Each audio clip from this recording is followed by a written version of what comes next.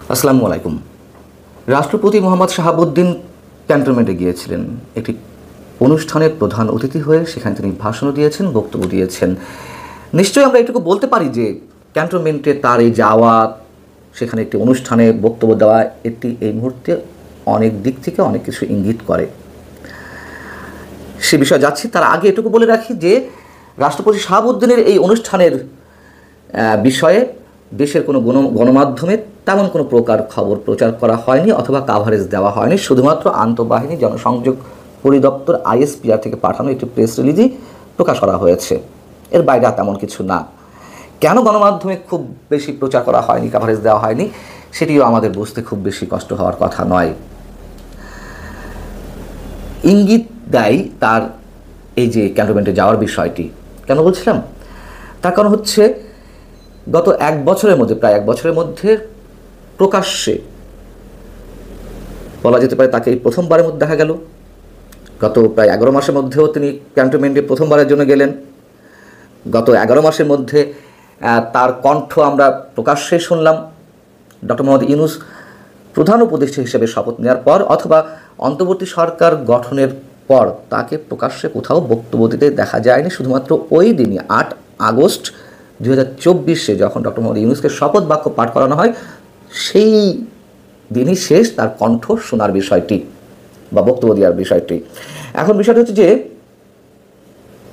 আমরা দেখেছিলাম তাকে শহীদ দিবস এবং বিজয় দিবসে শুধুমাত্র প্রকাশ্যে শহীদদের উদ্দেশ্যে শ্রদ্ধা জানাতে শহীদ মিনারে এবং স্মৃতিসৌধে। এর বাইরে আর তাকে দেখা যায়নি। তিনি কার্যত এক ধরনের গৃহবন্দী অবস্থাতেই আছেন, এরকম অনেকে বলেন। তিনি কোথায় গিয়েছিলেন? তিনি গিয়েছিলেন PGR, প্রেসিডেন্ট গার্ড রেজিমেন্টের প্রতিষ্ঠাবার্ষিকী অনুষ্ঠানে। PGR সম্বন্ধে অল্প একটু বলে রাখি, অনেকেই আমরা এই প্রতিষ্ঠান সম্পর্কে জানি না। এটি বঙ্গভবনে অবস্থিত, রাষ্ট্রপতির নির্বাহী অফিসের অ্যাটাচমেন্ট থাকে এবং প্রতিষ্ঠানটির সবচেয়ে যে মূল দায়িত্ব সেটি হচ্ছে রাষ্ট্রপতি ও তার পরিবারের সদস্যদের বিদেশ ভ্রমণ, চিকিৎসা সেবা, আতিথেয়তা পরিষেবা সহ বেশ কিছু গুরুত্বপূর্ণ কাজ তাদেরকে করতে হয়। এবং এই বাহিনীর প্রধান বা প্রতিষ্ঠানের প্রধান হচ্ছেন একজন মেজর জেনারেল পদমর্যাদার সামরিক কর্মকর্তা, যিনি রাষ্ট্রপতির সামরিক সচিব হিসেবে দায়িত্ব পালন করেন। এবং রাষ্ট্রপতির সামরিক সচিবের স্ট্যাটাস অথবা PGR-এর প্রধানের স্ট্যাটাসটি হচ্ছে মার্কিন যুক্তরাষ্ট্রের হোয়াইট হাউসের সামরিক অফিসারের সমতুল্য। এখন PGR-এর এই অনুষ্ঠানটি, প্রতিষ্ঠাবার্ষিকী অনুষ্ঠানটি সাধারণত 2 দিন হয়ে থাকে। অন্যান্য বছর 2 দিন হয়ে থাকে, এইবার 1 দিনই হলো। অন্যান্য বছর যে 2 দিন হয়ে থাকে তার 1 দিন প্রধান অতিথি হিসেবে উপস্থিত থাকেন রাষ্ট্রপতি, আর 1 দিন উপস্থিত থাকেন প্রধানমন্ত্রী অথবা প্রধান উপদেষ্টা। এবার কিন্তু সেটি হয়নি। আর PGR-এর প্রতিষ্ঠাবার্ষিকী 5 জুলাই হলেও এবার 7 জুলাই এই প্রতিষ্ঠাবার্ষিকী অনুষ্ঠান অনুষ্ঠিত হয়েছে। এটি অবশ্য তেমন কোনো বিষয় না, 2-1 দিন আগে পরে বার্ষিকীর অনুষ্ঠানগুলো হতেই পারে। সেখানে 3 বাহিনীর প্রধান উপস্থিত ছিলেন। সেনাপ্রধান জেনারেল ওয়াকারুজ্জামান নিজে তাকে অভ্যর্থনা জানান, রাষ্ট্রপতিকে অভ্যর্থনা জানিয়েছেন। আর সেই অনুষ্ঠানে তিনি বক্তব্য দিয়েছেন বটে, ভাষণ দিয়েছেন, তবে খুব দীর্ঘ নয়, যতদূর জানি সংক্ষিপ্ত বক্তব্য দিয়েছেন। সেই বক্তব্যের মধ্যে 2টি বিষয় খুব গুরুত্বের সঙ্গে উল্লেখ করেছেন, যদিও ছোটোভাবে। একটি হচ্ছে প্রেসিডেন্ট গার্ড রেজিমেন্ট PGR-এর সদস্যদেরকে তাদের নেতৃত্বের প্রতি অনুগত থেকে তাদের উপর অর্পিত দায়িত্ব সুষ্ঠুভাবে পালনের নির্দেশ দিয়েছেন, যেগুলো বলতে হয় আর কি তাই। এবং PGR সদস্যদের নিষ্ঠা, শৃঙ্খলাবোধ ও পেশাগত দক্ষতার প্রশংসা করেছেন। আরেকটি কি, মুক্তিযুদ্ধে বীর শহীদদের প্রতি তিনি শ্রদ্ধাবনত চিত্তে শ্রদ্ধা জানিয়েছেন, তাদেরকে স্মরণ করেছেন।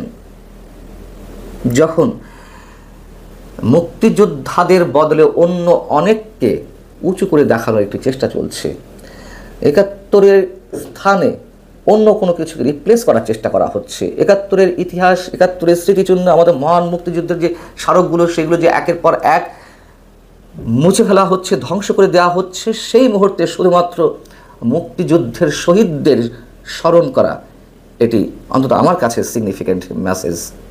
আরও যা যা কিছু উল্লেখ করলাম, এর মধ্য দিয়ে আপনারা মেসেজ খুঁজে নেওয়ার চেষ্টা করতে পারেন। রাষ্ট্রপতি মোহাম্মদ শাহাবুদ্দিন কার্যত অনেকখানি গৃহবন্দী, অনেকে বলেন এমনটা, তখন তাকে তো কোথাও দেখা যায়নি। এবং এমনকি প্রধান উপদেষ্টার সঙ্গে তার সাক্ষাৎও বা মুখ দেখা দেখিও বন্ধ, এমন একটা অবস্থা। অর্থাৎ প্রধান উপদেষ্টা তার সঙ্গে সাক্ষাৎ করেন না বা দেখা করেন না, বা দুজনের মুখোমুখি হওয়াটা এখনও পর্যন্ত এমন হয়ে ওঠেনি। শুধুমাত্র শহীদ দিবস এবং বুদ্ধিজীবী দিবসে শ্রদ্ধা জ্ঞাপন করতে গেছেন, কিন্তু তাদের মধ্যে কথা হয়নি। আমাদের যে দীর্ঘদিনের প্রথা বা ঐতিহ্য, যে রাষ্ট্রীয় দিবসগুলোতে প্রধানমন্ত্রী বা প্রধান উপদেষ্টা এবং রাষ্ট্রপতি একসঙ্গে শ্রদ্ধা জ্ঞাপন করেন, অথবা পাশাপাশি সময়ে রাষ্ট্রপতি পরে প্রধানমন্ত্রী বা প্রধান উপদেষ্টা শ্রদ্ধা জ্ঞাপন করেন শহীদদের উদ্দেশ্যে, পরবর্তী তাদের মধ্যে কিছু কুশল বিনিময় হয়। আমরা অন্তত এই সরকারের সময় সেটি দেখিনি। এবং এই গুঞ্জনও তো মাঝে ছড়িয়ে পড়েছিল গত 3-4 দিন আগে, বৃহস্পতিবারের দিকে কোনো একটি গোষ্ঠী বঙ্গভবন ঘেরাও করতে যাচ্ছে বা করবে, এরকম একটি গুঞ্জন বা গুজব ছড়িয়ে পড়েছিল। বাইরের দেশে, মানে ঢাকার বাইরে থেকে নাকি অনেককে জড়ো করা হয়েছিল, এগুলো গুঞ্জন আকারে ছড়িয়েছে এবং সেই জায়গা থেকে বঙ্গভবনের নিরাপত্তা জোরদার করা হয়েছে, এগুলো আমরা জানি। রাষ্ট্রপতির অপসারণ তো শুরু থেকে জানিয়ে আসছে বৈষম্যবিরোধী ছাত্র আন্দোলনের নেতারা বা এখন যারা জাতীয় নাগরিক পার্টির নেতৃত্বে আছেন। বিএনপির সুকৌশলী রাজনীতির কারণে শুধুমাত্র সেটি ঠেকানো গেছে। পরবর্তীতে যদিও বিএনপি অনেক ধরনের ট্র্যাপে পড়েছেন, আমরা মন্তব্য করি প্রধান উপদেষ্টা বা সরকারের নানান ধরনের কৌশলের কাছে তাকে আত্মসমর্পণ করতে হয়েছে, এরকম অনেকে মন্তব্য করেন। যখন নির্বাচন নিয়ে দফায় দফায় যে ডেটগুলো দেওয়া হচ্ছে বা নানান ধরনের আলোচনা, কিন্তু বিএনপি অন্তত এক্ষেত্রে দুটি ক্ষেত্রে যদি বরাবরই বলি, একটা হচ্ছে সংবিধান এখনও পর্যন্ত এক্সিস্টিং রাখার ক্ষেত্রে, আরেকটি হচ্ছে রাষ্ট্রপতির অপসারণ না করার ক্ষেত্রে তাদের যে ভূমিকা, সেটা অবশ্যই কৌশলী এবং অবশ্যই প্রশংসার দাবি রাখে। তার কারণ রাষ্ট্রপতিকে অপসারণ করা হলে বিএনপি জানে যে তখন আর একটা সাংবিধানিক শূন্যতা তৈরি হবে, নির্বাচন নিয়ে যে টালবাহানা চলছে সেটি করতে সরকারের জন্য আরও সহজ হবে। শুধু নির্বাচন নয়, আরও অনেক কিছু ঘটতে পারে, যেটি এখন জুলাই প্রক্লেমেশনের কথা বলা হচ্ছে, যেই দাবিটা তারা ডিসেম্বরে করেছিল, পরে একটা পর্যায়ে যে সংবিধানের কথা বলছিলাম, সংবিধান ছুঁড়ে ফেলার কথা, সেটি ঠেকানো গেছে। এখন আবার নতুন করে সেই ঘোষণাপত্রের কথা দাবি জানানো হচ্ছে। নিশ্চয়ই জুলাই ঘোষণাপত্রকে কেন্দ্র করে সেটি দেওয়া হোক না হোক, অনেক কিছু আমাদের সামনে ঘটতে যাচ্ছে। তবে এই মুহূর্তে সেনানিবাসে রাষ্ট্রপতির অতিথি হয়ে যাওয়া নিশ্চয়ই সিগনিফিক্যান্ট, এটুকু আমি নিঃসন্দেহে বলতে পারি। ভালো থাকুন সবাই, আল্লাহ হাফেজ।